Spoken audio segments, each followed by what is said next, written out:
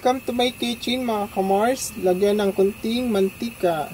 Konti lang. Ayan. Tapos, magluluto tayo ng tinulang manok. Ayan. Bawang, sibuyas. Ayan. Igisa natin yun mga kasisilads. Gustong gusto kasi medyo maprito-prito konti yung ating manok. Ayan.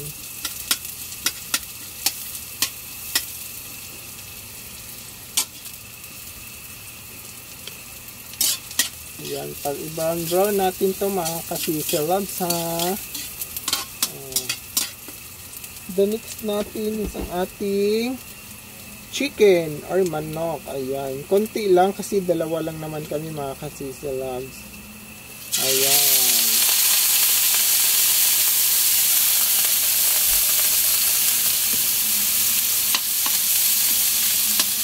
Tapos, konting patis. Ayan, konti lang. Minit. Haluin natin. Ayan, dalawa lang naman kami. Yung partner ko di kasi matakaw sa ulam. Ayan. Tapos, lagay natin ang ating loya. Yan, igisa natin ang chicken ng loya para mawala yung lansa ng manok mga kamars. Ayan. Yan ang technique pag magtinula tayo ng manok. Pwede rin direct na hindi na natin igigisa. Pero ako ginigisa ko para matunaw-tunaw din yung taba ng manok. Ayan. Tapos, yan. Okay na yan. Tatakpan natin. Diba? Para maprito konti ang ating manok. So, baliktad natin. Diba? So, kulay golden brown siya.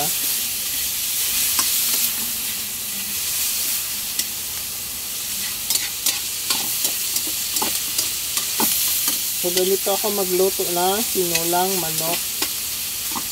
Medyo iprito-prito natin sa konti para masarap-sarap. Ayan.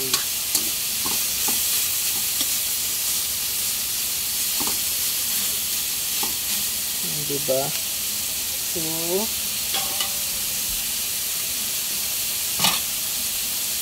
i-add na natin ang ating gulay na sayote.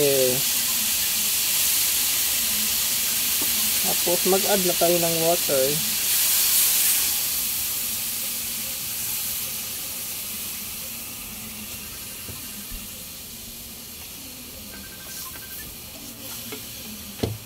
Ayan.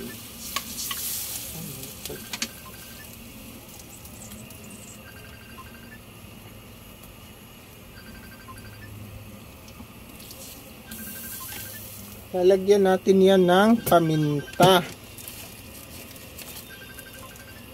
Konti lang. So, bawat luto kasi dapat kasi may paminta mga kamars or durog na paminta. Mas dagdag kasi din yan pampalasa.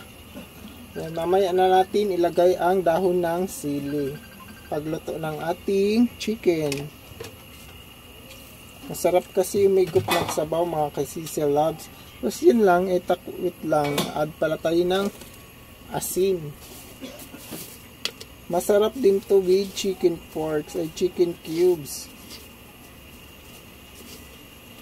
So, asin.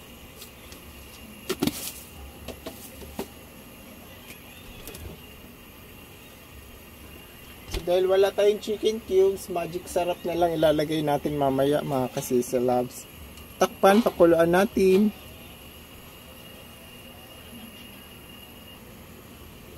So, timplahan na natin ng magic syrup. Kalimutan ko bumili ng chicken cubes.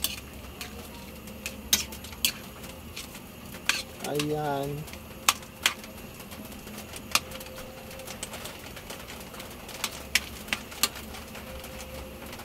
Palambutin ulit.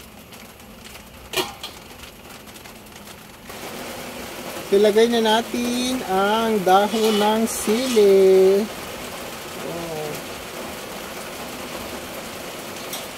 Yan lang. Luto na. Meron na tayong chicken tinola. O tinolang manok, mga kasisi Mars, mga kasisi loves. Yan, sarap ng ating chicken tinola. Yummy! O, diba? Salamat! Thank you for watching. Please follow for more. Love, love. Bye-bye.